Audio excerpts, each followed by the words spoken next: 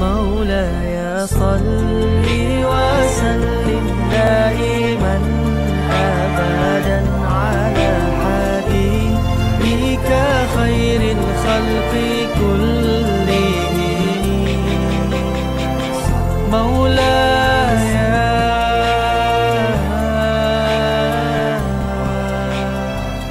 على حبيبي.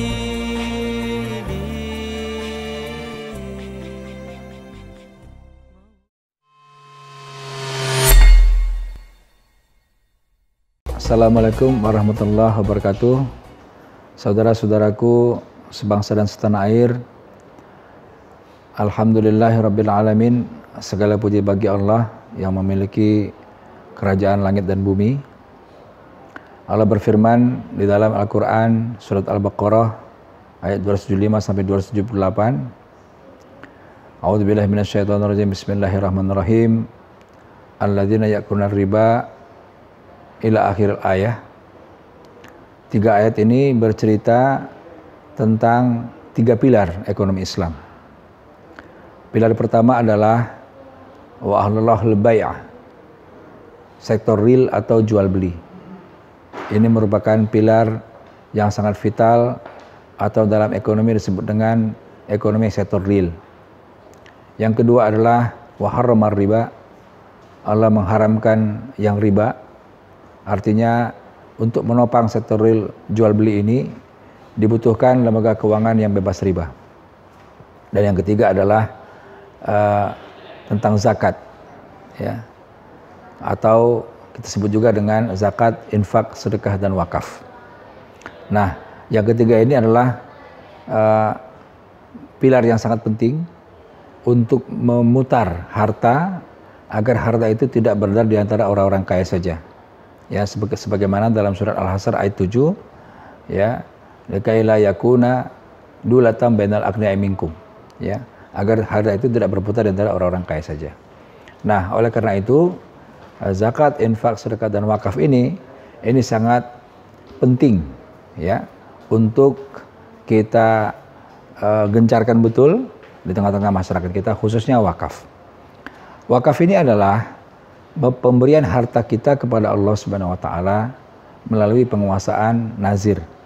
Dalam arti nazirlah yang mengelolanya. Nah, wakaf ini sudah ada sejak zaman Rasulullah sampai sekarang. Ya, wakaf yang cukup terkenal adalah wakaf Utsman bin Affan.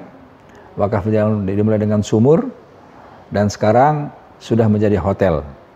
Hari ini sedang dibangun hotel yang sangat megah di Madinah dengan nama pemilik Utsman bin Affan. Padahal Utsman bin Affan sudah lama meninggal dunia dan kita masih bisa saksikan harta wakafnya terus berkembang. Nah, inilah esensi daripada ekonomi itu, yaitu ekonomi yang berkembang.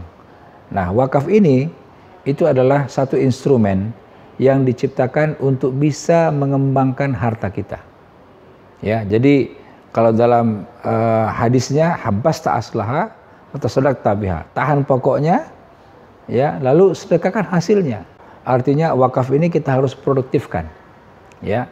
Jadi siogianya seluruh harta wakaf itu harus kita produktifkan untuk mendapatkan hasilnya. Nah, hasilnya lah yang baru kita berikan kepada penerima manfaat wakaf. Nah, oleh karena itu dari zaman dahulu sampai zaman sekarang, ya, orang Muslim, ya, maupun non-Muslim itu mereka berwakaf untuk kemaslahatan umat. Nah, hari ini sudah banyak sekali model-model wakaf yang berkembang khususnya di negara kita. Ya, ada wakaf rumah sakit, ada wakaf kebun, ada wakaf sawah, ya, ada wakaf sekolah, ya, ada wakaf-wakaf yang lain. Bahkan baru-baru ini muncul yang namanya produk baru yaitu wakaf link sukuk. Jadi kalau kita lihat dalam konteks pengembangan ekonomi, maka wakaf ini sangat luar biasa. Ekonomi itu akan berkembang dengan wakaf dan berkembangnya pun sangat alamiah. Dalam arti dia betul-betul dikelola dengan sektor real, ya. Tidak bermain di keuangan, tidak bermain di riba, tapi dia betul-betul bermain di sektor real, bukan di sektor moneter.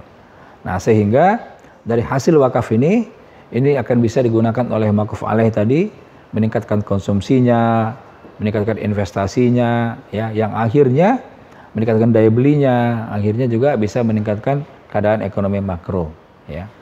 Nah, jadi sekali lagi saya pribadi menghimbau pada masyarakat sekalian, marilah kita berwakaf semampu kita. Ya, kita niatkan mulai hari ini kita akan melaksanakan wakaf sebelum kita meninggal dunia. Kenapa? Karena pahala wakaf itu luar biasa. Nah, mudah-mudahan dengan penjelasan yang singkat ini menggugah hati kita semua untuk mari kita berwakaf demi ekonomi umat yang lebih baik. Sekian, Assalamualaikum warahmatullahi wabarakatuh.